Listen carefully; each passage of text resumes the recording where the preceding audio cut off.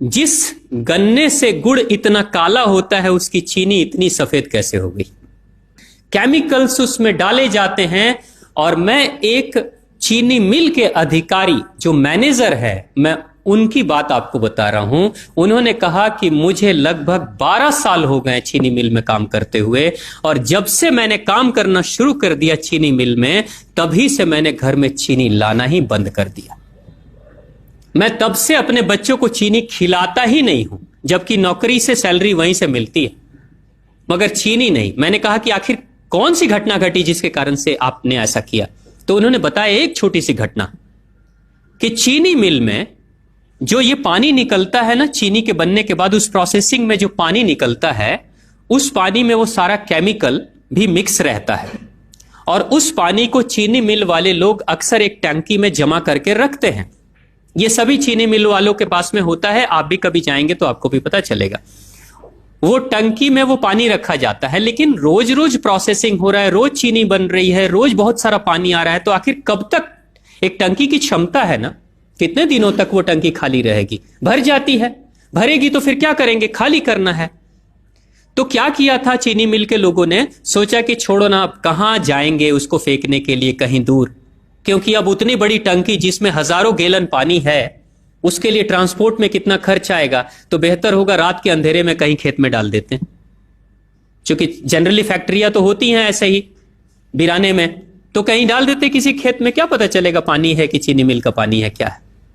तो ये सोचकर मैनेजमेंट वाले लोगों ने रात में ही उस पानी को खेतों में छुड़वा दिया, और नतीजा यह हुआ कि उस खेत की सारी फसल जल गई, मिट्टी बंजर हो गई। और जब किसान पता करने लगा कि आखिर क्या हुआ मेरे खेत में, जब चेकअप कराया वो मिट्टी का, तो पता चला कि इसमें तो चीनी मिल का जो वेस्ट मटेरियल है वो डाला गया है। तब उसको खबर मिली कि हां, किसी स्टाफ ने बताया कि हां, हमारे चीनी मिल से ही पानी डाला गया था आपके खेत में, और पूरी मिट्टी बंजर हो गई।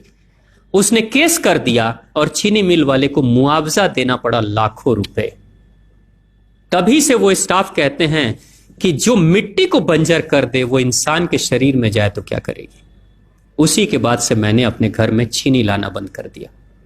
और सच्चाई है, लगभग अगर आप देखेंगे तो अंग्रेजों के आने के समय अंग्रेज पहला चीनी मिल इन्होंने भारत में ही लगाया था।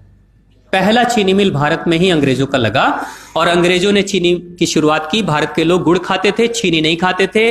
उन्होंने बहिष्कार किया, बिल्कुल नहीं, लेकिन चीनी और चाय पत्ती दोनों के लिए लोगों को तैयार किया गया था। चाय पिला पिलाकर फ्री में चीनी के लिए तैयार किया गया, और चाय के लिए भी तैयार किया गया। अंग्रेज ने जब से यह शुरू किया है, और पिछले 50 वर्षों से हमारे समाज में चीनी खाने का प्रचलन बहुत तेजी से बढ़ा है, और उसी समय से भारत के लोगों के बच्चों के शरीर में कैल्शियम की कमी होनी शुरू हो गई है। अगर कोई मां, अगर कोई बहन जो गर्भवती हो, गर्भकाल के दौरान अगर चीनी का सेवन अगर कोई बहन कर रही हो, तो चांसेस ज्यादा होते हैं गर्भपात होने के।